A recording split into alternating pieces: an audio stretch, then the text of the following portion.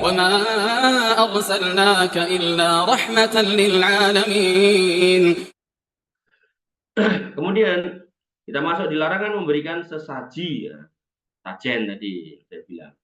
Ada kisah di dalam hadis Nabi Shallallahu Alaihi Wasallam tentang hal ini yang tadi saya singgung. An-Thariq ibni Syihab dari Thariq bin Syihab, beliau bercerita yaitu anna Rasulullah SAW qala, Nabi SAW bersabda, dakhalal jannah rajulun fi dubab. Ada laki-laki yang masuk surga karena lalat. Dubab ini satu tok lalat itu. Kemudian wadakhalan nar rajulun fi dubab. Ada juga laki-laki yang masuk neraka karena lalat. Qalu, para sahabat bertanya, wa kaifa dzalika ya Rasulullah? Gimana ceritanya kok bisa begitu ya Rasul? Qala, beliau bersabda, marra rajulani. Berjalanlah dua orang laki-laki ala qaumin lahum sonam, ya, pada kaum yang mereka itu memiliki berhala. Kemudian la yajuzuhu ahadun hatta yuqarrib lahu syai'an. Maka nggak boleh orang itu lewat siapapun sampai kemudian dia mempersembahkan sesuatu untuk bertakarub pada sesembahannya. Sesembahan di sini macam-macam bentuk, mungkin gitu, danyang sing ra ketok, atau mungkin pohon, atau mungkin apalah gitu. Apa aja pokoknya selain Allah gitu kan. Maka itu adalah sesembahan yang tidak benar. Faqalu, kemudian orang kampung itu berkata li ahadihima, untuk salah satu di antara dua laki-laki itu, korib lah, korib, persembahkan untuk sesembahan kami, persembahkan untuk apa namanya yang kami keramatkan ini. Kola, kemudian orang pertama mengatakan, laisa indi syai', aku nggak punya sesuatu, koribu yang bisa aku gunakan untuk dipersembahkan. Kolu, orang kampung itu pun pinter, mereka pun mengatakan, kolu lahu, pada orang itu, korib walau dubaban, silakan persembahkan walaupun seekor lalat, satu ekor aja. Kemudian fahollu sabilahu, fakor dubaban, kemudian dia nyari si apa namanya lalat, kemudian dapat dipersembahkan, fahollu sabilahu, kemudian dipersilakan lewat. Wadakhalannar, orang itu masuk neraka. Jadi masuk neraka di sini berarti orang ini nggak tobat dari perbuatan syirik. Tapi orang-orang yang musyrik selama hidup dan dia masih sempat tobat, maka Nabi SAW mengatakan, at-taibu minad dambi kama la dzambalahu. Jadi dosa sebesar apapun walaupun syirik, tapi kalau tobat insya Allah dihapus dosanya oleh Allah Subhanahu wa taala. Tapi kalau dikatakan seperti ini bahwasanya dia kemudian lewat dan masuk neraka, ya, berarti dia membawa dosa ini sampai mati, ya. Maka dia masuk neraka.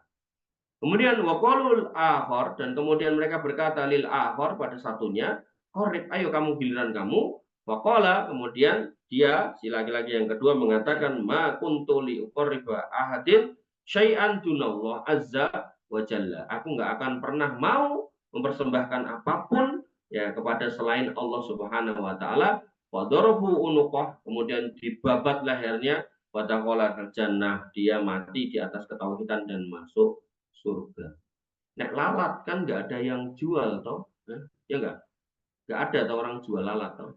Artinya itu kan barang gratis bisa kita dapatkan di tempat sampah, nggak ada satu manusia pun yang mau menjual lalat. Kenapa? Kalau ada pun juga nggak laku, karena nggak laku maka nggak ada yang menjual. Artinya itu kan banyak tinggal nangkep di tempat-tempat kotor.